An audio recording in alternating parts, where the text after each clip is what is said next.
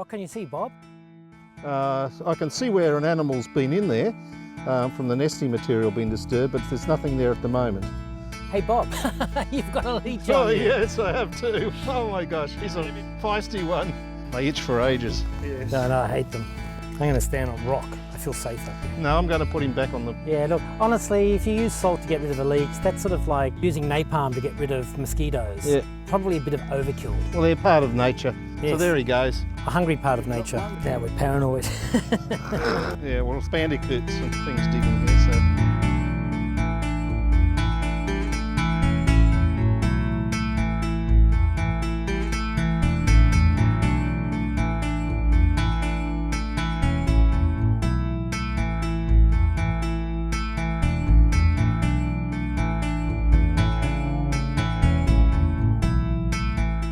EnviroTubes looked at the wildflower garden before and we sort of concentrated on insects and birds because they're the easy thing. But with Bob, we're actually looking at the marsupials and they're interesting. What we have here is some evidence of a bandicoot. You can sort of see this hole here. It's actually a hole made by a bandicoot looking for insects generally. Now, where you have wildlife, you have ticks. We've got pygmy possums, we've got bandicoot, and we just discovered the leech. There's a lot of wildlife here. Not all of the wildlife that you want, but there's a lot of wildlife here. The bushland seems relatively quiet and empty. Once the lights go out, there's a lot of activity. All these little animals that you don't know exist, they're scurrying away, they're nocturnal, but they're there. Bob Jones has a passion for eastern pygmy possums. They're a fantastic little animal, and when the young get older, you see them actually riding on their mother's back. But of course, when you put a camera near a nesting box and food plants, you don't just see eastern pygmy possums, but you see all these other marsupials. You see antechinus, you see sugar gliders, and sometimes you even see bush rats. You find them all, and these cameras have picked up the lot. Not only do we see other marsupials when we turn the cameras on, but occasionally we see predators, and we're very lucky to have caught an image of a goanna trying to rustle into a eastern pygmy possum box.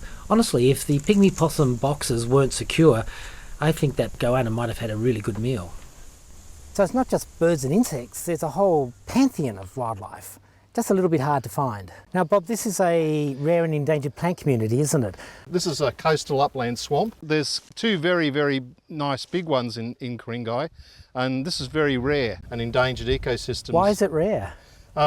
Basically because people have drained them. They've built on them. There's not much to clear. What people used to think of these areas with the swamps was to fill them with garbage, basically, make them tips, and then make a playing field on them. And we quite often find a bit of remnant left next to an oval, for example. We're very lucky in the wildflower garden, enough has been preserved to act as a suitable habitat still. Now this is perfect pygmy possum habitat. Absolutely perfect, because you've got lots of food material. You've got banksias, a number of banksias here, but mostly the Banksia ericifolia. You've got the swamp tea tree. This has lovely pink flowers, and you can see they've all been fertilised, they've all been pollinated, possibly by a pygmy possum or a bird, or a honey-eating bird. You can see the seed pods here that have developed from last season's pollination. Well, one event. of the things about this plant community is it's not just an isolated little pocket. There's basically bushland running for tens of kilometres north. So in fact, not only is it perfect pygmy possum habitat, but it means that if a predator comes in and wipes out the local pygmy possum population, which is quite likely to happen, pygmy possums from surrounding areas can move in.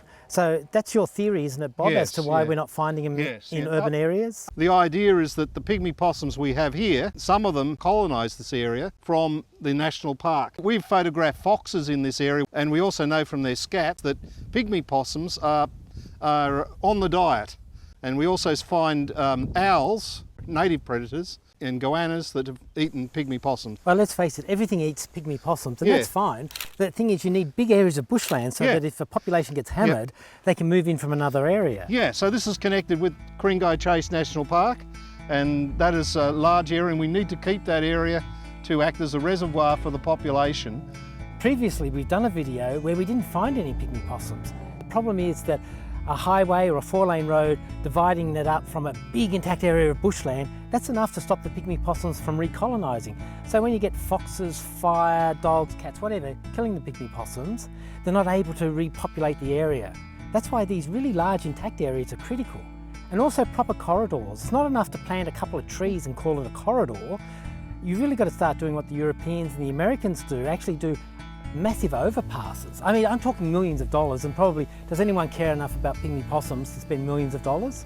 But that's the sort of thing that you need to do to make a real corridor. You've got to make it so that these little creatures can actually move from area to area.